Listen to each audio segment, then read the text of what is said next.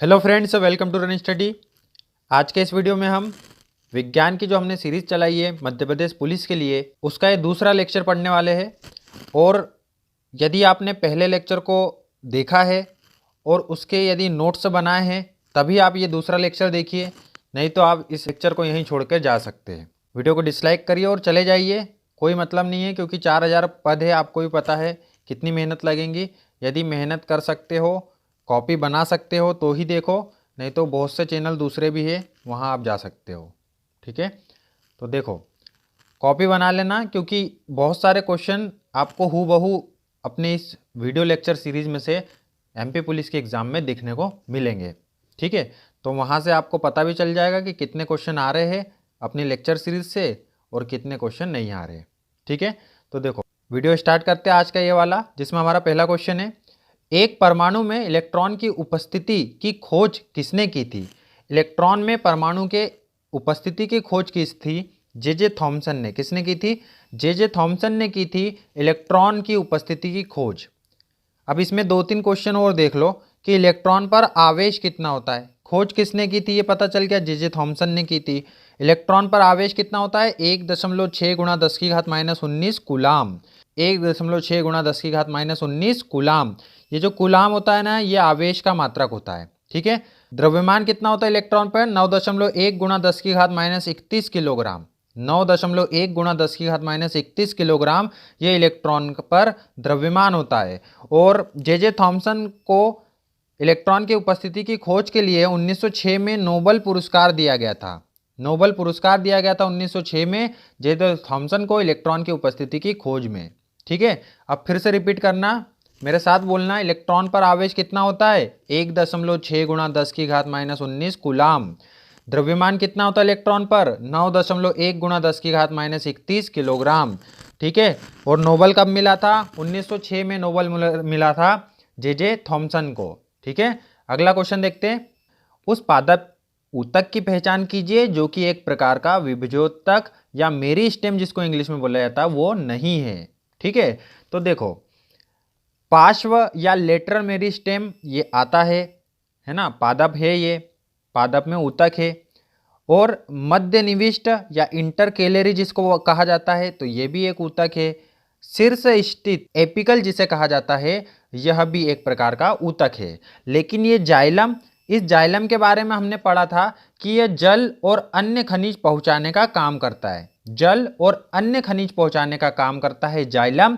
और मैंने आपको एक डब्बे वाला भी बताया था कि पेड़ में डब्बे वाला कौन रहता है। यदि आपने पहला वीडियो देखा होगा तो इसका जवाब आप कमेंट बॉक्स में ज़रूर करेंगे। अब देखते हैं किसने ध्यान से देखा था पहला वीडियो। ठीक है, तो इसका करेक्ट आंसर क्या हो जाएगा? जाइलम हो जाएगा इसका करेक्ट आंसर। और खाना पहुंचाने का क्या कौन काम करता है, तो ये आप मुझे कमेंट बॉक्स में बताएंगे। ठीक है, नेक्स्ट क्वेश्चन, किसका प्रयोग नाभिकीय रिएक्टर में ईंधन के रूप में किया जाता है? ऑप्शन में से बताना है कि किसका प्रयोग नाभिकीय रिएक्टर में ईंधन के रूप में किया जाता है। तो देखो सबकी बात करते हैं, कोबाल्ट 60, CO60 मतलब क्या है? कोबाल्ट 60 है, कोबाल्ट 60। इसका उपयोग किया जाता है कैंसर के उपचार में।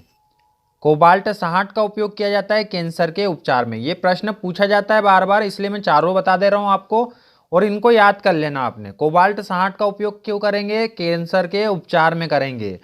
फास्फोरस 32, फास्फोरस 32 का इस्तेमाल कब करेंगे? रुधिर की खराबी से उत्पन्न रोग ल्यूकेमिया के इलाज में करेंगे फास्फोरस 32 का उपयोग। बोलो अब फिर से, रुधिर की खराबी से उत्पन्न रोग ल्यूकेमिया के इलाज में किसका उपयोग करेंगे? फास्फोरस 32 का उपयोग करेंगे। और कोबाल्ट 60 का उपयोग कब करेंगे? कैंसर का इलाज करना हो जब करेंगे। आयोडीन 131, आयोडीन 131 का उपयोग करेंगे हम थायराइड कैंसर के इलाज में। थायराइड कैंसर के इलाज में आयोडीन 131 का उपयोग करेंगे। यूरेनियम 235 का उपयोग होता है नाभिकीय रिएक्टर में ईंधन के रूप में। तो इसका करेक्ट आंसर क्या आएगा? यूरेनियम 235। ठीक है, और एक होता है कार्बन 14, कार्बन 14। इसका उपयोग करते हैं हम अजीवी कार्बनिक वस्तुओं की आयु निर्धारित करने में और फोटोसिंथेसिस के अध्ययन में। ये पांचों की पांचों याद रखना, एग्जाम में बार बार पूछे जाते हैं। कोबाल्ट 60 का उपयोग कैंसर के उपचार में, फास्फोरस 32 का उपयोग रुधिर की खराबी से उत्पन्न रोग ल्यूकेमिया के इलाज में, आयोडीन 131 का उपयोग थायराइड कैंसर के इलाज में, यूरेनियम 232 का उपयोग करते हैं नाभिकीय रिएक्टर में ईंधन के रूप में, और कार्बन 14 का उपयोग करते हैं अजीवी कार्बनिक वस्तुओं की आयु निर्धारित करने में और फोटोसिंथेसिस के अध्ययन में। ठीक है, अगला क्वेश्चन है हमारा, निम्नलिखित सुझावों में से कौन सा वायु प्रदूषण को नियंत्रित करने में प्रभावी है? वायु प्रदूषण को नियंत्रित करने में प्रभावी उपाय हमको बताना है इसमें से। तो क्या डीजल वाहन चलाकर हम वायु प्रदूषण नियंत्रित कर सकते? नहीं कर सकते, गलत ऑप्शन है हमारा। ऊर्जा के स्रोत के रूप में जीवाश्म ईंधन का प्रयोग करके, फॉसिल फ्यूल मतलब पेट्रोल डीजल का प्रयोग करके हम कर सकते क्या? तो बिल्कुल गलत है ये भी हमारा। ऊर्जा के वैकल्पिक स्रोतों का उपयोग करके, ऊर्जा के दूसरे उपयोग का इस्तेमाल करके हम क्या वायु प्रदूषण रोक लेंगे क्या? नहीं, ये भी गलत है। अब चौथा देखो, उद्योगों को मानव आवाज से दूर, बहुत दूर रखकर, तो बिल्कुल इससे वायु प्रदूषण हो सकता है ना कंट्रोल में। मानव आवाज से दूर रखते हैं उद्योग को ताकि वायु प्रदूषण कम से कम हो, तो फोर्थ वाला ऑप्शन हमारा करेक्ट है इसमें। ठीक है, नेक्स्ट क्वेश्चन देखते हैं, निम्नलिखित में से कौन सा एक सजातीय मिश्रण है? हमें सजातीय मिश्रण बताना है कि चारों में से सजातीय मिश्रण क्या है। तो सजातीय मिश्रण क्या होता है? जो कि एक जैसा मिश्रण हो। एक जैसा मिश्रण जो होता है उसको सजातीय मिश्रण बोलते हैं। जैसे हमने क्या किया, हमने नमक घोल दिया पानी में और वो खारा पानी बन गया। अब जब पानी पिएंगे तो खारापन हमें पूरे मिश्रण के दौरान उतना ही लगेगा ना, जब तक कि पानी खत्म नहीं हो जाता। या दूसरा उदाहरण है कॉफी का, कॉफी बनाई हमने तो कॉफी का जो टेस्ट है वो पूरी कॉफी खत्म होने तक एक जैसा बना रहता कि नहीं बना रहता? पूरा एक जैसा बना रहता है। तो यदि टेस्ट एक जैसा बना है, इसका मतलब जो मिश्रण है ना वो सजातीय मिश्रण है। मिश्रण में दो या दो से अधिक पदार्थों को मिला दिया जाता है तो वो मिश्रण बन जाता है। और मिश्रण यदि एक जैसा है तो एक जैसा मिश्रण सजातीय मिश्रण कहलाता है। और इसका करेक्ट आंसर अब आपको समझ में आ गया होगा कि खारा जल, सलाइन वाटर जो है, ये खारा जल जो है यह एक प्रकार का सजातीय मिश्रण है, होमोजीनियस मिक्सचर है। ठीक है, नेक्स्ट क्वेश्चन की तरफ बढ़ते हैं हम। कच्चे तेल से पेट्रोल को अलग करने के लिए उपयोग की जाने वाली विधि है। कच्चे तेल से पेट्रोल को यदि अलग करना है तो ये आपने देखो, मैं जूम करके बताता हूँ, ये हमने स्कूल टाइम में पढ़ा था कि पेट्रोल को, कच्चे तेल से यदि पेट्रोल को अलग करना है, कच्चा तेल हमें खनिज के रूप में प्राप्त होता है। अब उसको यदि उससे आपको पेट्रोल बनाना है तो उसका आसवन करना पड़ता है, आसवन करना पड़ता है उसका। और वो भी कौन सा? आंशिक आसवन करना पड़ता है। आंशिक आसवन, ये जो डायग्राम दिख रहा है ये आंशिक आसवन का है। इसमें अलग अलग तापमान पर, ये गर्म रहता है अंदर से, अलग अलग तापमान पर आपको, ये यहाँ से अलग अलग तापमान पर एक जगह आपको फ्यूल ऑयल मिल जाएगा, एक तरफ आपको जेट ऑयल मिल जाएगा और एक तरफ आपको मिल जाएगा पेट्रोल। जैसे जैसे ऊपर जाते जाएंगे आपको अलग अलग चीज़ें मिलती जाएंगी। और ऊपर जो है ये ठंडा है तो ऊपर आपको क्या मिलेंगी? गैसेस मिलेंगी। और यहाँ पर मिलता है क्रूड ऑयल नीचे की तरफ। ठीक है, क्रूड ऑयल भी मिल गया और सब मिल गए अपने को। ये कौन सा आसवन हो गया? ये आंशिक आसवन हो गया। कौन सा आसवन है? आंशिक आसवन है। सब अपने अपने गलनांक और क्वथनांक के अनुसार ये अलग अलग स्थान पे हमें प्राप्त होते हैं। ठीक है, गलनांक और क्वथनांक के अनुसार ये हमें प्राप्त होते हैं। तो इस प्रकार का आसवन कौन सा कहलाता है? इसे हम बोलते हैं आंशिक आसवन। अच्छा, इसमें एक क्रोमेटोग्राफी जो है ना, ये आपको याद रखना है। क्रोमेटोग्राफी भी कई बार एग्जाम में पूछी जाती है। तो क्रोमेटोग्राफी जो है ना, ये कलर, रंगों को अलग करने के लिए, रंगों को पृथक करने के लिए उपयोग की जाती है क्रोमेटोग्राफी। ठीक है ना, तो ये भी आपको याद रखना है। अगला क्वेश्चन देखते हैं हम। दिए गए समय के किसी भी क्षण पर एक वस्तु का वेग क्या कहलाता है? अब देखो क्वेश्चन में ही आंसर है कि किसी क्षण पर कौन सा वेग होगा। ऑप्शन देखोगे, तात्क्षणिक वेग। किसी क्षण पर वेग पूछा है तो उसका आंसर होता है तात्क्षणिक वेग। किसी क्षण पर वेग, तात्क्षणिक वेग। इंस्टेंटेनियस वेलोसिटी, इंस्टेंटेनियस वेलोसिटी मतलब तुरंत वाला वेग जो वो रहेगा वो हमारा किसी क्षण पर वस्तु का वेग कहलाता है, जिसे हम तात्क्षणिक वेग कहते हैं। समझ में आ गया? परिवर्ती वेग मतलब जो बदलते रहे वेग। औसत वेग मतलब प्रारंभिक प्लस अंतिम बटे 2। औसत निकालते ना हम, दो वस्तुओं का जैसे औसत निकालना है तो उसका पहला दूसरे को जोड़ेंगे और 2 से भाग दे देंगे तो औसत मिल जाता है।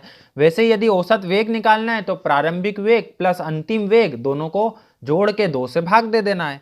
ठीक है, और एक समान वेग मतलब, एक समान वेग मतलब एक समान वेग, वेग हमेशा समान रहे। ठीक है, नेक्स्ट क्वेश्चन है हमारा, गोली चलाने से पहले गोली और बंदूक का संवेग क्या होगा। गोली चलाने से पहले गोली और बंदूक का संवेग हमसे पूछा है। तो देखो पहले तो संवेग पता होना चाहिए कि भैया ये संवेग क्या चीज है। तो संवेग P बराबर होता है द्रव्यमान गुणा वेग, इंग्लिश में मोमेंटम बोला जाता है इसको। मोमेंटम बराबर मास इंटू वेलोसिटी। द्रव्यमान गुणा वेग, द्रव्यमान का जब वेग में गुणा करते हैं ना तो हमें संवेग मिल जाता है। मास ले जा रहा वेग है ना, या द्रव्यमान ले जा रहा वेग। जैसे हम दौड़ रहे हैं, रनिंग कर रहे हैं, तो रनिंग कर रहे हैं तो हमारा जो वेट है वो और प्लस हम जो जितनी स्पीड से दौड़ रहे हैं उन दोनों का जो गुणनफल रहता है ना वो संवेग होता है। ठीक है, तो संवेग जब रनिंग करोगे ना तो याद रखना कि हमारा जो द्रव्यमान है वो और जितनी स्पीड से हम दौड़ रहे हैं उसका गुणनफल क्या कहलाएगा, संवेग कहलाएगा। अब देखो जब हमारे पास बंदूक रखी हुई है स्टार्टिंग में हमने चलाई नहीं, तो बंदूक रखी है तो बंदूक का वेग कुछ होगा क्या। बंदूक यदि हमारे हाथ में है तो कोई वेग नहीं होगा उसका। तो वेग यदि जीरो है, v बराबर क्या आ गया, जीरो आ गया, तो संवेग बराबर भी क्या आ जाएगा, जीरो आ जाएगा, क्योंकि जीरो में किसी का भी गुणा करो जीरो ही आता है। तो इसलिए हमारा गोली चलाने से पहले गोली और बंदूक का संवेग शून्य होगा।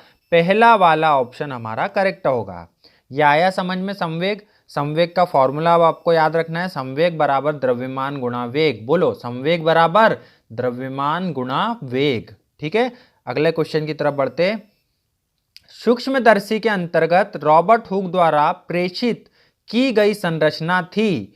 सूक्ष्मदर्शी के अंतर्गत रॉबर्ट हुक द्वारा प्रेषित की गई संरचना थी। तो देखो रॉबर्ट हुक ने किसकी खोज की थी, तो रॉबर्ट हुक ने कोशिका की खोज की थी। 1665 में रॉबर्ट हुक ने कोशिका की खोज की थी और इस खोज का जो प्रकाशन है वो उनकी माइक्रोग्राफिया पुस्तक में मिलता है। किस में मिलता है, माइक्रोग्राफिया पुस्तक में मिलता है। ठीक है ना, ये सारी बातें याद रखना क्योंकि ये पूछी जाती है एग्जाम में। कौन सी पुस्तक में मिलता है, माइक्रोग्राफिया में मिलता है।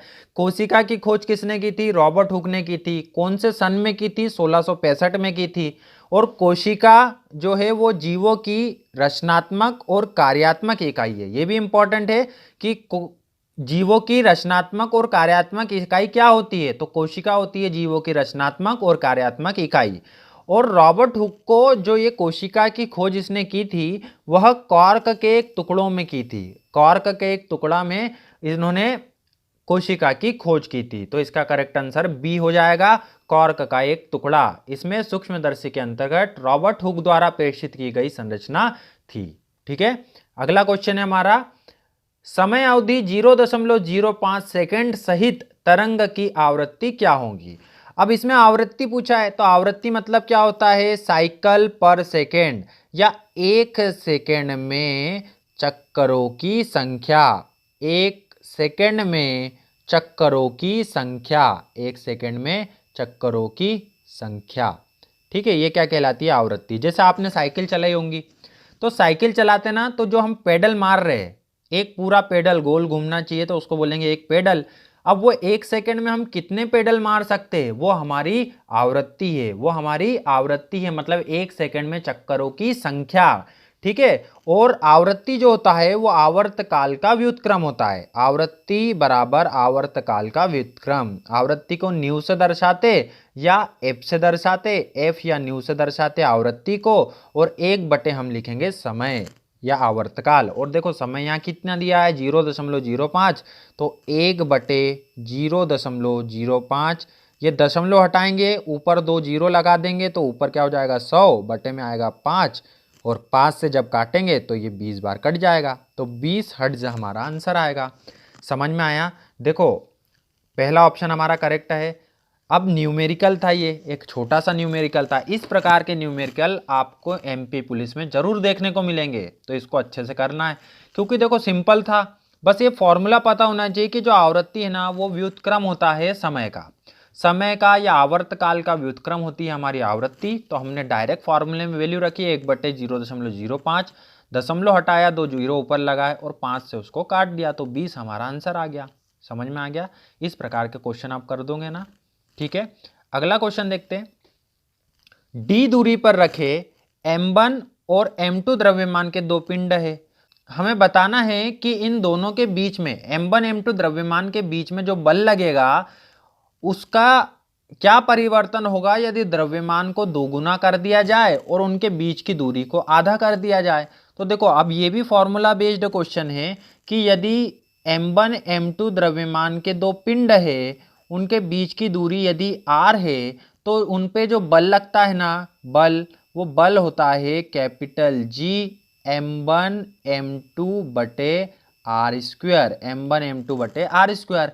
अब वो बोल रहा है कि द्रव्यमान को दोगुना कर दो, तो देखो m1 दो गुना होगा तो उसका दो इधर निकाल लो, m2 दो गुना होगा तो उसका दो निकाल लो, और बटे में r को बोल रहा है आधा कर दो। देखो दिया हुआ है क्वेश्चन में, तो आधा करने के लिए आधे का वर्ग करना है, तो आधे का वर्ग क्या होगा, 1/4 होगा कि नहीं 1/4।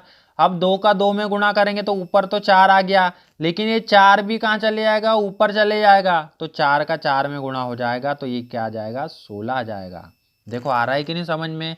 ये फॉर्मूला है हमारे पास F = capital G m1 m2 बटे आर स्क्वायर।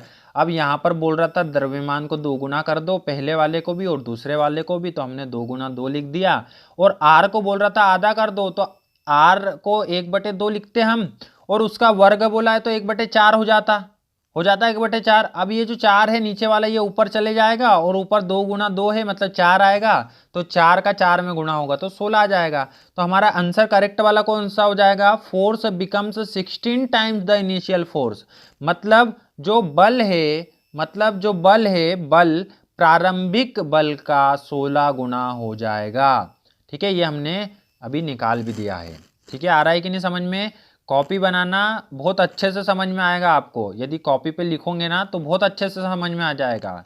ठीक है, इसलिए कॉपी जरूर बनाने का मैं बार बार बोल रहा हूँ तुमको। ठीक है, बढ़ते अगले क्वेश्चन की तरफ।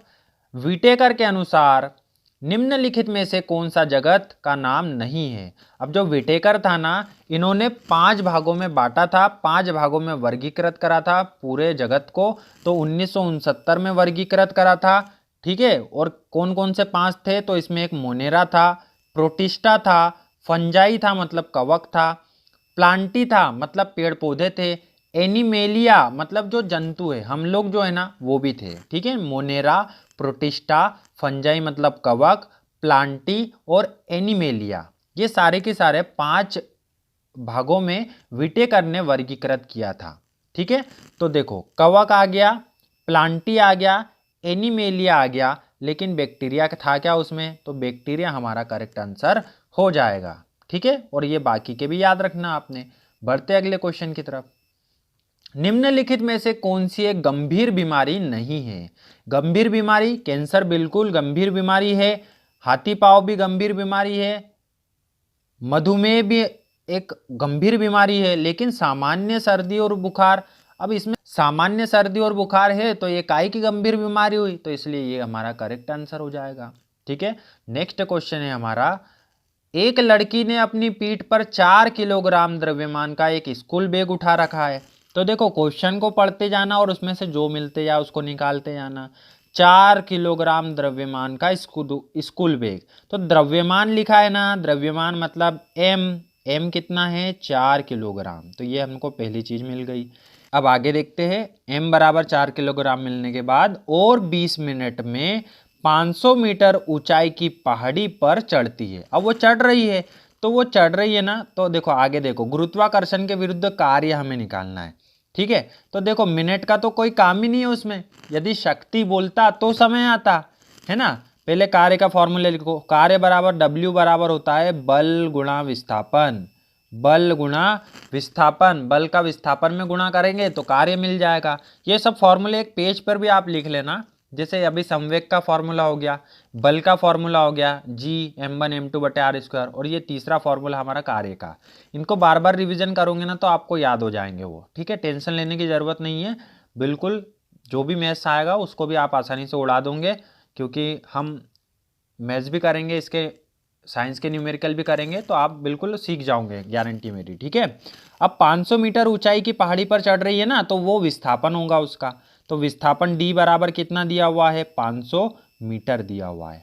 ठीक है, अब देखो, अब D तो डायरेक्ट मिल गया, लेकिन ये बल जो है ना ये हमें निकालना पड़ेगा। तो देखो M दिया हुआ है ना, और बल कैसे निकालते हैं? बल निकालते हम mg से। बल कैसे निकालते हैं? mg से निकालेंगे। तो m का मान दिया है 4 और g का मान देखो ये ब्रैकेट में दिया है, g बराबर 10 मीटर पर सेकेंड स्क्वायर। तो g का मान दिया है 10, तो ये बल हो जाएगा 40। ठीक है, ये बल रख दिया हमने 40, इंटू में हमने रख दिया 500। तो जब गुणा करेंगे तो देखो 1 जीरो 2 जीरो 3 जीरो, और जब गुणा करेंगे तो 20 का भी जीरो आएगा ना, तो 20 गुणा 10 की घात 3। ठीक है, अब ऑप्शन में तो नहीं है तो 2 है ना, 1 जीरो और है तो 1 जीरो ऊपर चले जाएगा, तो 2 गुणा 10 की घात 4 हो जाएगा। 2 गुणा 10 की घात 4 हो गया। ठीक है, आगे समझ में। इसमें डायरेक्ट बल नहीं दिया था तो हमने पहले बल निकाला। 4 किलोग्राम m दिया था और g दिया था, दोनों का गुणा करेंगे तो 4 धाम 40, तो n बराबर आ गया 40 न्यूटन, है ना, F बराबर आ गया 40 न्यूटन। ठीक है, इसके बाद जो 500 मीटर दिया था ये हमारा D था, तो डायरेक्ट 40 का गुणा करेंगे 500 में तो आ जाएगा 20,000 आ जाएगा, और 20,000 मतलब 2 गुणा 10 की घात 4 होता है। ठीक है, अगला क्वेश्चन, नाभिकीय संलयन के आधार पर गलत को चुनना है।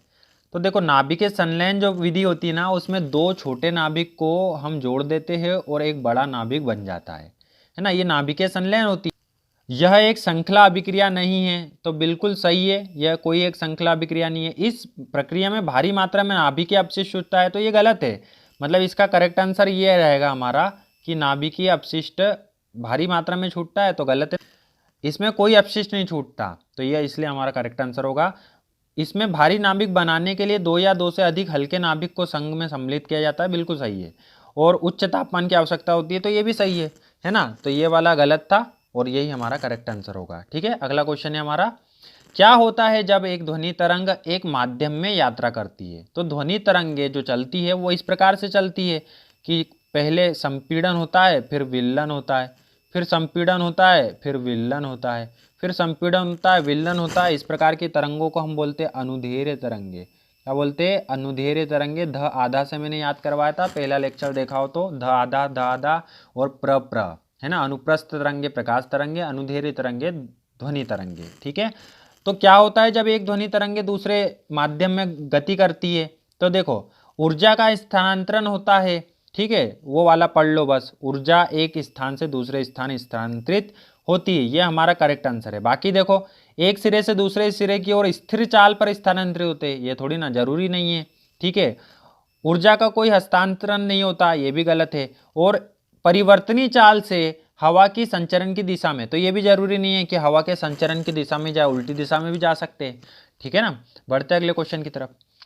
लीना और उसकी बहन आम का अचार तैयार करने के लिए जल में सामान्य नमक का 50 मिलीलीटर संतृप्त विलयन तैयार करना चाहती है। 50 मिलीलीटर संतृप्त विलयन तैयार करना चाहती है। पर्याप्त नमक और पानी डालने और मिलाने के बाद उन्हें विलयन में बिना घुला हुआ नमक मिला। नमक को पूरी तरह से घोलने के लिए किस विधि का उपयोग किया जा सकता है? देखो अब ये क्वेश्चन कितना बड़ा है, इस क्वेश्चन को देख के ही मैं बता रहा हूँ, ये जिसकी भी एग्जाम में आया होगा ना, वो आधे से ज्यादा तो ऐसे ही बिना देखे ही भग गए होंगे कि अरे बाप रे इतना बड़ा क्वेश्चन, तो आधे से ज्यादा तो भग गए होंगे। लेकिन क्वेश्चन में कुछ भी नहीं है, दम था ही नहीं कुछ भी। अब देखो बीच में 50 मिलीलीटर संतृप्त विलयन तैयार करना चाहती है, फोकट में दे दिया, है ना, कोई मतलब नहीं है इसका। देखो सिंपल सा एक बार पढ़ दोगे ना तो आपको समझ में आ जाएगा कि देखो मैंने तुमको बताया था जब चीज़ें संतृप्त हो जाए, मतलब उसको एक्स्ट्रा नहीं चाहिए, पेट भरा गया उसका, तो उसके बाद भी खिलाना है उसको। तो चाशनी वाला एग्जाम्पल दिया था ना कि उसके बाद क्या करेंगे, हम उसको गर्म करेंगे, मतलब तापमान बढ़ाएंगे। तो जब बिना घुला हुआ नमक मिला उसको, फिर उसको पूरी तरह घोलना है, तो क्या करना पड़ेगा, तापमान बढ़ाना पड़ेगा। ठीक है ना, विलयन को हिला के भी काम नहीं होगा, विलयन में कुछ ग्राम चीनी डाल के, तो बेवकूफ़ी वाली बात हो गई।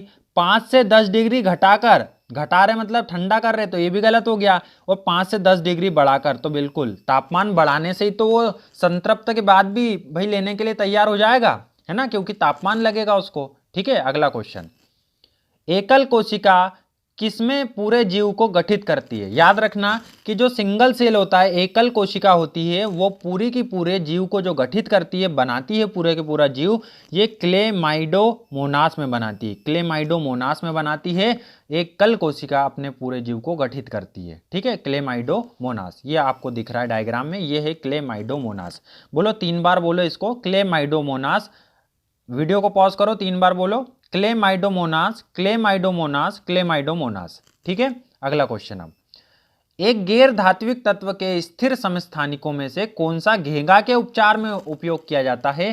तो यहां पर देखो घेंगा का उपचार आया ना, तो घेंगा के उपचार में हम प्रयोग करते हैं आयोडीन का। ये क्या है हमारा? आयोडीन है। आई मतलब आयोडीन, आयोडीन का उपयोग करता है घेंगे के इलाज में। गले में हो जाता है ना वो बड़ा सा ग्वाइटर रोग, तो उसको बोलते हैं घेंगा, और आयोडीन युक्त नमक खाने से वो ठीक हो जाता है। ठीक है, उपचार में उसका इलाज किया जाता है। बढ़ते अगले क्वेश्चन की तरफ। निम्नलिखित में से कौन सा द्रव में ठोस के प्रसार का सही उदाहरण है? द्रव में ठोस का प्रसार, पहला द्रव होना चाहिए, तो द्रव तो सब जगह है पानी। अब दूसरा ठोस वाला ढूंढ लो, शाही ठोस है क्या? नहीं है। क्यूप्रिक सल्फेट है क्या? तो बिल्कुल ये क्यूप्रिक सल्फेट जो होता है ये ठोस होता है। CO2 नहीं होता, O2 नहीं होता, ये गैस है। ठीक है ना, तो सेकंड वाला ऑप्शन हमारा करेक्ट होगा। अब जैसे आपको नहीं पता होता ना, तब भी आप इसका सही आंसर लगाते। कैसे? शाही, शाही देखिए आपने लिक्विड होती है, कार्बन डाइऑक्साइड गैस है, ऑक्सीजन भी गैस है। तो ये नहीं भी पता है तो आप इसको ही लगा के आते ना कि पानी में क्यूप्रिक सल्फेट मिलाएंगे तो आपको क्या मिल जाएगा? द्रव में ठोस का प्रसार मिल जाएगा। ठीक है, अगला क्वेश्चन देखते हैं। निम्नलिखित में से कौन सा जीव प्रोटिस्टा जगत से संबंधित नहीं है? प्रोटिस्टा जगत से संबंधित जीव नहीं है, ये हमें बताना है। तो देखो पहले ये क्या लिखा हुआ है पढ़ लेते हैं अपन। इस जगत में विविध प्रकार के एक कोशिकीय, ये प्रोटिस्टा जगत की बात हो रही है कि इस जगत में विविध प्रकार के एक कोशिकीय और प्रायः जली मतलब एक्वेटिक जो जल में रहते हैं ना, वो यूकेरियोटिक जीव सम्मिलित किए गए हैं। यूकेरियोटिक जीव सम्मिलित किए गए हैं जो कि एक कोशिकीय होते हैं और जलीय होते हैं। इनमें जो प्रजनन होता है वो लैंगिंग भी होता है और अलैंगिक, दोनों प्रकार का प्रजनन होता है। जीवों की पद्धति क्या होती है? देखो अब इसमें देखना, सूर्य के प्रकाश में स्वपोषित। अब जो सूर्य के प्रकाश में स्वयं ही पोषित होते हैं उनमें जैसे कडाई एटम और गोनिया लेक्स ये सूर्य के प्रकाश में स्वपोषित होते हैं, मतलब अपना खाना खुद बना लेते हैं, है ना। कडाई एटम और गोनिया लेक्स, नाम भारी है थोड़े से, बाकी 2-3 बार बोलोगे तो आ जाएंगे आपको, है ना। प्रकाश संश्लेषी या परपोषी दोनों प्रकार का पोषण करने वाले कौन कौन से हैं? तो युगलीना है प्रकाश संश्लेषी या परपोषी, मतलब दूसरे से भी लेंगे और खुद का खाना भी बनाएंगे, युगलीना है वो। और प्रकाश के अभाव में पोषित होने वाले कौन से हैं? तो प्लाज्मोडियम, जो मलेरिया का कारक होता है ना प्लाज्मोडियम, वो है। अमीबा है जिससे पेचिस का रोग होता है। टिप्नोसोमा है जिससे निद्रा रोग होता है, स्लीपिंग सिकनेस। और पेरामीशियम और प्लाज्मोडियम से क्या होता है? मलेरिया परजीवी होता है। और लिस्मासिया से काला ज्वर होता है। देखो ये जो मैंने आपको दिखाया हूं प्रकाश के अभाव में पोषित, तो ये सारे के सारे इंपॉर्टेंट है और अपने आप में एक एक क्वेश्चन बनाते हैं, इसलिए आपको सबको ध्यान से लिखना है, याद करना है इसको। प्लाज्मोडियम से क्या होते हैं? मलेरिया होता है। अमीबा से क्या होता है? पेचिस होता है। टिप्नोसोमा से क्या होता है? स्लीपिंग सिकनेस जिसको निद्रा रोग बोलते हैं। पेरामीशियम और प्लाज्मोडियम से क्या होता है? मलेरिया परजीवी है ये। और लिस्मानिया से क्या होता है? लिस्मानिया से काला जार का कारक होता है ये। ठीक है, तो देखो युगलीना आया कि नहीं? अभी आया। अमीबा आया कि नहीं? बिल्कुल आया। पेनिसिलियम आया क्या? नहीं आया। पेरामीशियम आया, बिल्कुल, ये देखो ये रहा पेरामीशियम। लेकिन पेनिसिलियम ये नहीं आया, तो ये संबंधित नहीं है, प्रोटिस्टा जगत से पेनिसिलियम संबंधित नहीं होता है। ठीक है, अगला क्वेश्चन है हमारा, कुएं, नहर, टैंक और नदी लिफ्ट प्रणालियां ये सभी किसके तरीके हैं? तो ये सभी सिंचाई के तरीके हैं। कुएं से भी सिंचाई होती है, नहर से भी होती है, टैंक से भी होती है, नदी लिफ्ट प्रणालियों से भी होती है। तो ये सिंचाई के हमारे तरीके थे। ठीक है, अगला क्वेश्चन है हमारा, उस ऊतक का नाम बताइए जिसमें पतली दीवार वाली जीवित कोशिकाएं होती है जो बहुत से इंटरसेल्यूलर रिक्त स्थान को घेरती है और पोषक तत्वों और पानी को स्टोर करती है। देखो अब इसमें ये 3 चीजें आती है, पेरेनकाइमा, कोलेनकाइमा और स्क्लेरेनकाइमा। तो ये सभी की सभी अपन देख लेते हैं। जीवित कोशिकाएं होती है पेरेनकाइमा, कोलेनकाइमा भी जीवित कोशिकाएं होती है, लेकिन स्क्लेरेनकाइमा जो होती है ये मृत कोशिका होती है। पहला अंतर समझ में आ गया।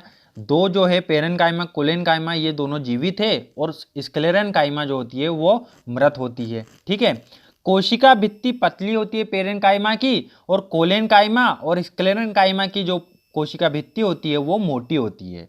ठीक है, तीसरा है हमारा, इनकी कोशिकाओं के बीच में काफी रिक्त स्थान होता है। मतलब जो पेरेनकाइमा है ना, उनकी दो कोशिकाओं के रिक्त में बहुत सारा रिक्त स्थान होगा। लेकिन कोलेनकाइमा के बीच में जो अवकाश होता है, जो स्थान होता है दो कोशिकाओं के बीच में, वो उपस्थित होता है, और स्क्लेनकाइमा के बीच में अनुपस्थित होता है। मतलब दो कोशिकाओं के बीच में कोई अंतर या अवकाश या रिक्त स्थान नहीं होता है। ठीक है, यह ऊतक भोजन का भंडार करता है और पौधों को सहायता प्रदान करता है। देखो पेरेनकाइमा क्या करता है, यह भी आपको याद रखना है कि यह ऊतक भोजन का भंडार करता है। यह जो ऊतक है वो भोजन का भंडारण करता है और पौधे को सहायता प्रदान करता है। कोलेनकाइमा का क्या काम है, यह यांत्रिक सहायता, मतलब टेक्निकल एक्सपर्ट है ये। कोलेनकाइमा क्या होता है, टेक्निकल एक्सपर्ट है ये, है ना, टेक्निकल टीम है इसकी। पौधे की टेक्निकल टीम क्या है, कोलेनकाइमा है। और स्क्लेरेनकाइमा जो होती है, यह पौधे के भागों को मजबूती प्रदान करता है। ठीक है, यह अंतर आपको लिख लेना है। मैं बोल रहा हूं हर एग्जाम में पूछे जाते हैं पेरेनकाइमा, कोलेनकाइमा, स्क्लेरेनकाइमा, तो आपको ये लिख लेना एक बार और रट्टा मार लेना इसको अच्छे से। ठीक है, क्वेश्चन में क्या दिया था, उस ऊतक का नाम बताइए जिसकी पतली दीवार वाली जीवित कोशिका होती है। तो देखो जीवित कोशिकाएं और पतली भित्ति होती है, तो ये पेरेनकाइमा हो गया। तो हमारा आंसर क्या हो जाएगा, पेरेनकाइमा मृदुतक, ये हमारा करेक्ट आंसर हो जाएगा। ठीक है, नेक्स्ट क्वेश्चन की तरफ अब बढ़ते हैं। अगला क्वेश्चन है, 200 ग्राम द्रव्यमान वाले एक निकाय का संवेग निकालिए जिसकी गतिज ऊर्जा क्या है, 10 जूल। अब देखो गतिज ऊर्जा दी है ना, तो उसका फॉर्मूला पता होना चाहिए। गतिज ऊर्जा को बोलते हैं काइनेटिक एनर्जी, उसको के से दर्शाते हैं, उसका फॉर्मूला होता है हाफ mv²। अब ये वाला फॉर्मूला भी आपने लिख लेना, हाफ mv² होता है। अब ये कितना दिया है, 10 दिया है, तो यहाँ पर हम लिख लेंगे 10, और इधर से ये 2 का इंटू भी आ जाएगा, और बराबर में है mv²। तो m दिया हुआ है ना, पहले 20 लिख लो, इसको 20, और इधर m कितना दिया है, 200 ग्राम, बराबर में क्या आ जाएगा, v²। अब ये 200 इधर जाएगा 20, लेकिन ये 200 देखो ग्राम में दिया है ना, इसका भी ध्यान रखना होता है। ग्राम में दिया, इसको किलोग्राम में बदलेंगे तो 1000 से भाग दे देंगे, 2 जीरो से 2 जीरो कैंसिल। ठीक है, ये 10 इधर जाएगा तो 200 हो जाएगा, और उसको बटे से भाग देना है 2 से, बराबर में आ जाएगा v² आ जाएगा 100। v² बराबर 100 है, तो v बराबर कितना हो जाएगा, 10 हो जाएगा। v बराबर कितना हो जाएगा, 10 हो जाएगा। ठीक है, अब हमें क्या बोला था, ये तो वेग निकला अपना, अपने को निकालना है संवेग। संवेग कैसे निकालते हैं, पहले बताया था मैंने तुमको, द्रव्यमान में वेग का गुणनफल कर दो तो हमें संवेग मिल जाएगा। तो p बराबर हो जाएगा mv, और m का मान है 200, बटे में करेंगे 1000 क्योंकि किलोग्राम में निकालना है, इंटू में करेंगे 10। तो 0 से 0 कैंसिल, 0 से 0 कैंसिल, 0 से 0 कैंसिल, तो 2 आ गया, 2 किलोग्राम पर मीटर पर सेकेंड, 2 किलोग्राम मीटर पर सेकेंड, थर्ड वाला ऑप्शन हमारा करेक्ट रहेगा। ये समझ में आया कि नहीं भी आया ना तो टेंशन नहीं लेना है, फॉर्मूले लिखते चलो, रट्टा मार लो फॉर्मूले का, आने वाले वीडियो में और आएंगे और अच्छे से क्लियर हो जाएगा।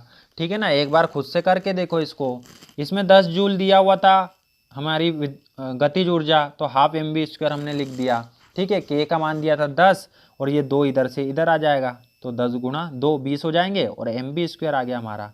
ठीक है, अब m का मान कितना दिया था, 200 ग्राम, और ये ग्राम में था, हमको किलोग्राम में बदलना, तो 1000 से भाग दे देंगे, तो 200 बटे 1000 कर दिया हमने, 2 जीरो से 2 जीरो कैंसिल हो गए, और ये 20 के साथ ये 10 का गुणा हो गया, तो ये हो गया 200, और ये बटे में आ जाएगा 2, तो भाग देंगे तो आ जाएगा 100। v² बराबर 100, तो v बराबर कितना, 10। ठीक है, अब द्रव्यमान है हमारे पास, वेग आ गया, संवेग निकालना था, तो द्रव्यमान और वेग का गुणनफल कर देंगे, दोनों को गुणा कर दिया, तो हमारा आंसर आ गया 2 किलोग्राम मीटर पर सेकेंड। ठीक है, अगला क्वेश्चन है हमारा, न्यूटन के गति के प्रथम नियम को यह भी कहा जाता है। तो याद रखना आपको, न्यूटन का जो प्रथम नियम है वो जड़त्व का नियम कहलाता है, दूसरा जो नियम है वो बल का नियम कहलाता है, तीसरा जो नियम है वो संवेग संरक्षण का नियम कहलाता है। ठीक है, तीनों याद रखना है आपने। पहला नियम जड़त्व का नियम, दूसरा नियम बल की परिभाषा देता है, तीसरा नियम संवेग के संरक्षण का नियम होता है। ठीक है, अगला क्वेश्चन देखते हैं हम, दो वस्तुओं के बीच गुरुत्वाकर्षण बल किस पर निर्भर करता है। तो दो वस्तुओं के बीच में जो गुरुत्वाकर्षण बल है हमने पढ़ा था F बराबर G m1 m2 बटे r², तो मतलब द्रव्यमान के गुणनफल पर निर्भर करेगा, दोनों के बीच की दूरी के वर्ग पर निर्भर करेगा। तो पहला ही ऑप्शन करेक्ट हो गया, उनके द्रव्यमान का गुणनफल पर। आकार पर नहीं करता, वस्तु के आकार पे नहीं करता, जिस माध्यम में रखी उस पर निर्भर नहीं करता। किस पे करता है? उनके द्रव्यमान के गुणनफल पर निर्भर करता है। ये देखो, ये बल है और ये बल किस पे निर्भर करता है? m1 m2 मतलब द्रव्यमानों के गुणनफल पर निर्भर कर रहा है। और r मतलब दूरी, दूरी देता तो दूरी पर भी निर्भर करता। ठीक है, अगला क्वेश्चन देखते हैं। एक निकाय का वेग निम्नलिखित द्वारा परिवर्तित नहीं किया जा सकता। तो निकाय है, कोई सिस्टम है, कोई बॉडी है, जैसे अपन ही चल रहे, तो अपना वेग कब तक नहीं बदला जा सकता? निकाय की गति की चाल और दिशा दोनों को बदलकर, दोनों बदल दी तो क्या बदला नहीं जा सकता? क्या तो बदला जा सकता है, तो ये गलत हो गया। निकाय के आकार को बदलकर, यदि मैं बड़ा हो गया तो क्या मेरा वेग बदल जाएगा? क्या जरूरी थोड़ी ना है, तो ये हमारा सही रहेगा, है ना। इसको इसके द्वारा परिवर्तित नहीं किया जा सकता। आकार कितना भी बदल दो, वेग थोड़ा बदलेगा, तो ये हमारा करेक्ट हो गया। निकाय की चाल बदलोगे तो वेग भी बदल जाएगा ना, इसलिए ये भी गलत है। और केवल निकाय की गति की दिशा बदलोगे तब भी बदल जाएगा, तो ये सब गलत है। केवल हमारा सेकंड वाला ऑप्शन जो रहेगा वो करेक्ट हो जाएगा। ठीक है, अगला क्वेश्चन की तरफ बढ़ते हैं।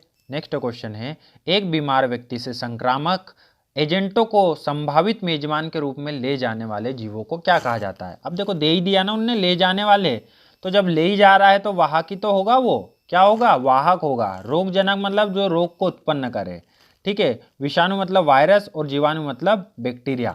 ठीक है, तो ले जाने वाले बैक्टीरिया वायरस ये ले जाते नहीं है ना, ये खुद जाते हैं। ठीक है, ये ले नहीं जाते। और वायरस जो वाहक होगा वो ले जाने का काम करते हैं। ठीक है, मच्छर जैसे प्लाज्मोडियम, ये क्या करेंगे? ले जाने का काम करेंगे, तो वो वाहक कहलाते हैं। ठीक है, अगला क्वेश्चन, निम्नलिखित में से कौन से पौधे जैव कीटनाशकों के रूप में उपयोग किए जाते हैं? तो देखो, ऑप्शन है हमारे पास नीम, नीलगिरी, तुलसी और हल्दी। अब यहाँ पर कीटनाशकों का बोला है, भावनाओं में बह के तुलसी मत लगा देना। कीटनाशक में तुलसी नहीं आती है। एक तो नीम आएंगी और हल्दी आएंगी, ये दोनों आते हैं कीटनाशकों में। ठीक है, तो पहला और चौथा कौन सा है? पहला ही ऑप्शन है, तो ये हमारा करेक्ट आंसर रहेगा। ठीक है, अगला क्वेश्चन हमारा, है ना। और ये हमारे वीडियो का आखिरी क्वेश्चन है। यदि ये वीडियो अच्छा लग रहा है ना, तो अपने दोस्तों के साथ शेयर कर देना।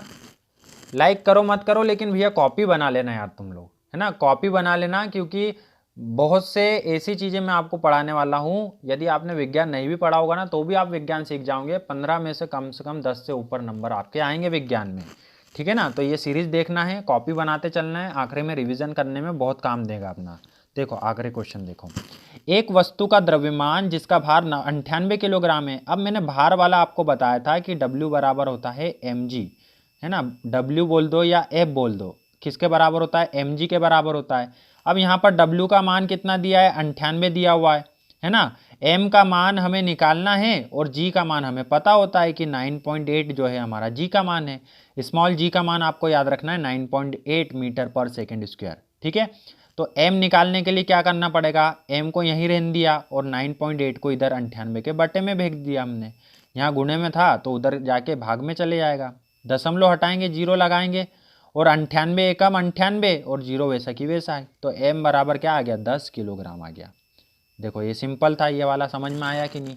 W बराबर mg, m का मान निकालना है, W का मान दिया 98, g का मान होता है 9.8 मीटर पर सेकेंड स्क्वायर। उसको भाग में ले जाएंगे, दशमलव हटा के ऊपर जीरो लगाएंगे, और 98 का पहाड़ा में 980 10 बार आता है, तो 10 हमारा आंसर हो जाएगा।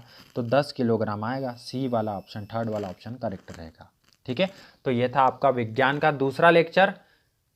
पहला नहीं देखा हो तो पहला भी देख लेना, कॉपी जरूर बना लेना। बार बार मैं बोल रहा हूँ आपको, तो समझ ही गए होंगे। बहुत इंपॉर्टेंट है आपका लिखना, खुद से लिखना बहुत इंपॉर्टेंट है ना। लिखोगे, देखोगे, सुनोगे तो हमेशा याद रहेगा, बहुत लंबे समय तक याद रहेगा। अब 2 महीने तक आपको बहुत अच्छे से पढ़ना है। विज्ञान पढ़ो, मैथ्स पढ़ो, रीजनिंग पढ़ो, करंट अफेयर पढ़ो, सबका एक शेड्यूल बनाओ, सबको कॉपियाँ बनाओ सबकी, और अच्छे से पढ़ो, क्योंकि इस बार लेना ही लेना है। किसी भी हालत में इस बार आपकी एक पोस्ट होनी चाहिए। ठीक है, तो ये था आपका आज का वीडियो अच्छा लगे तो लाइक कर देना, नहीं तो नहीं भी करोगे तो चलेगा, लेकिन कॉपी ज़रूर बना लेना, पढ़ाई ज़रूर करना। ठीक है, मिलते हैं अगले वीडियो में, तब तक के लिए goodbye and thank you. जय हिंद, जय भारत।